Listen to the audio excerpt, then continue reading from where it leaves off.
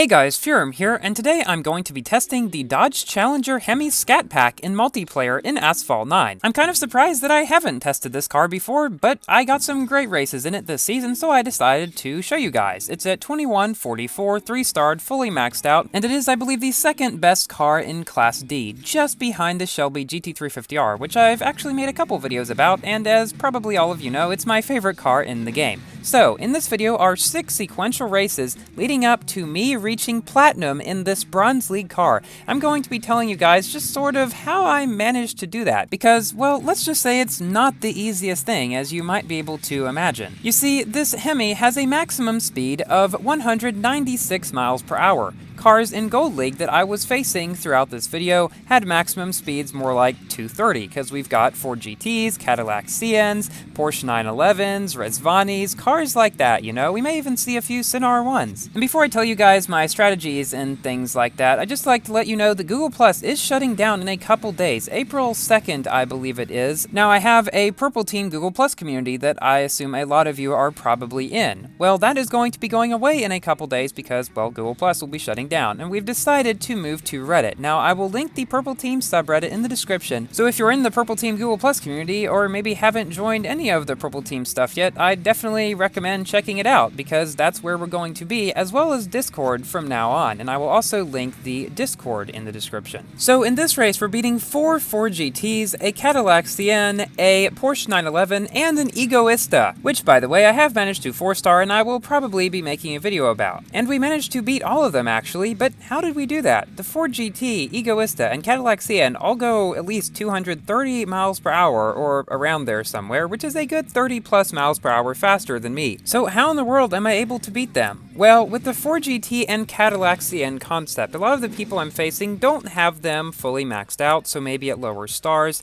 and those cars are horrendous to drive. Like, I have them both. I have the Ford GT at max even, or almost max. I'm missing like one epic. But anyway, it's really, really hard to drive. And I think that may be one reason that these people are not able to maybe do as great in them, because they're so hard to drive, so hard to keep speed because their nitro efficiency is so bad. And the thing is about this Hemi, while its top speed is a lot lower, it can get to its top speed quicker, perhaps. I'm not completely sure about that, but it can definitely keep its top speed better. So for example, while going around corners, those cars may lose a lot of speed because they don't have the nitro to keep up their speed. However, this car has good nitro efficiency, so I do. And it seems like throughout the races, I'm able to maintain a net faster speed than them, if that makes sense, and thus I'm able to stay ahead of them. Now, cars like the Egoista, well, that last race, I'm not exactly sure what happened. They're the kind of cars that I would not normally be beating. For example, in this race, the 2 cars ahead of me are 2 Egoistas, and they are quite far ahead, so don't expect to be beating those many of the time.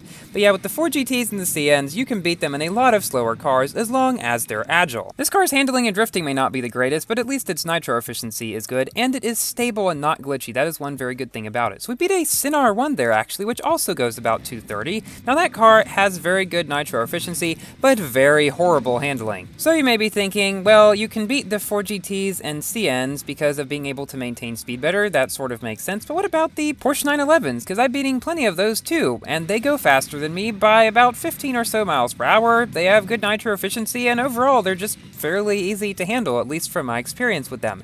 Well, in this case, the big thing comes from knowing speed tricks and stuff. That also definitely plays into those other cars, but when you have cars that have about the same agility as you might say, and are a lot faster, well, you can't just rely on being able to maintain speed better. You've got to really do the speed tricks and stuff, and knowing when to use nitro, keeping the nitro on across sidewalks, and using the correct forms of nitro in the air, stuff like that are the sorts of things that allow you to get ahead of those types of cars, and just generally becoming skilled in many different areas of the game. One very beneficial way you can do this is to just try to improve your time on events as much as possible and learn the speed tricks what to do in events and get the best times you can on those. goes. And just keep practicing and practicing and practicing. That is really what it takes to do well in Asphalt 9. Just keep practicing all the tricks and everything, and eventually you'll get to the point where you can perform them without too much of a problem, and you'll be able to use them in multiplayer, where they will not be risky for you anymore since you've gotten so good at doing them. Another beneficial thing to do is to do battles with some other people, because I know in RPM we have a battle once a week most weeks, and it's just a little friendly competition to see who can get the best time, sharing routes, and stuff like that, just to help each other get better. Now in the next race, we've got 3 Cadillac CNs and 3 Rizvani Beast X's. So you've already seen that we can beat CNs due to their rather bad capability of keeping up speed, but can we beat the Rizvanis, which have about as good of speed as the Challenger but accelerate much faster and don't really have any negatives to them at all besides the speed? Now, something weird happens here. This Rizvani lands next to me and I barely touch him and knock him down. Extremely weird, because usually what happens to me is somebody barely touches me and I get knocked down, and so that was one of the rare occasions where a weird knockdown thing actually happens in my favor. And unfortunately that 4GT got under me, and so we're now into first position. So currently in Asphalt 8, the Lamborghini Egoista Unleashed event is going on, and as I said earlier, I have managed to 4-star mine. I actually managed to do that without spending any tokens, because I was able to get 16 blueprints for the car through the event for it, 5 with the Lycan, 5 with the Icona, and 5 with the FXXK, and 1 for just finishing the race. However, there are 10 locked behind the Centenario, and you may be thinking, well, surely you have the Centenario maxed. Well, no. The car requires 12 epics to max out, and the event requires 6 in order to meet the required rank. Now, they each cost 10,000 trade coins.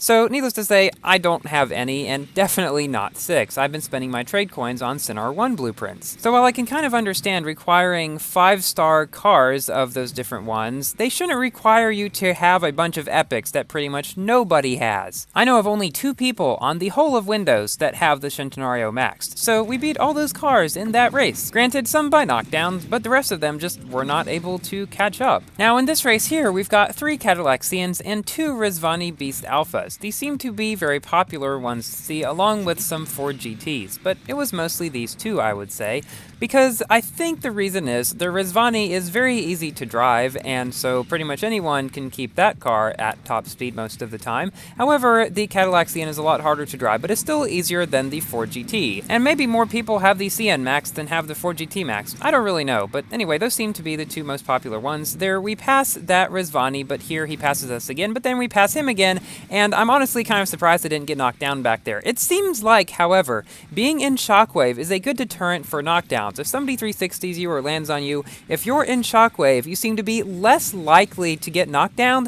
It's not a complete shield, but also when you're in Shockwave, you tend to be more likely to knock down others. Just something that I have noticed. So perhaps if you think people are going to land on you or something, then just go into Shockwave if you can, and maybe save yourself a knockdown. So we've managed to get away from that Rizvani and Cadillac and come in first place in this race. Also, I forgot to mention, one way you can definitely do better in multiplayer and events in general is to make your car purple. It definitely makes it better. I take no responsibility for any losses you may sustain by following these instructions. So we had gotten to 1289 at the end of this race. Platinum is at 1300, so I was thinking if I can at least get like 3rd or 2nd in this race, I'll be able to reach Platinum. So let's see what happens. At the beginning here, I do some flat spins off these ramps as usual, then I go really high, somehow avoid wrecking there, barely. If my car was just turned a different direction, I probably would have wrecked. But thankfully, I'm able to come into first now, because that one guy there is having some weird sort of little internet issues, and now we just have to maintain the lead. So now it's time for my general review about this car. It is definitely one of the best cars of Class D, just behind the Shelby, I believe, in terms of overall performance on the tracks. And while its handling and drifting may not be the greatest, its nitro efficiency is good, and it is very, very stable, not glitchy. So if you like stable and not glitchy cars, well, this is one for you. And as you've seen in this video, it really can compete in multiplayer when driven properly against a lot of better cars that you might not be able to think it had any chance against. I'd originally thought it was almost a lost cause and basically impossible to get to Champion League this season in this car, but it turns out to be not the case. So that little accidental 360 that just happened. It happens sometimes, at least to me, after I finish 360ing, and I hit brake like half a second after I finish 360ing. I don't know, it's a very small margin, and I have no idea why it happens, but anyway, that's why that happened, and here we come in first. Thank you all for watching. Please like the video if you enjoyed watching me reach platinum in a Bronze League car, and consider subscribing if the tips in this video helped you in multiplayer, and I will see you in my next video. Goodbye!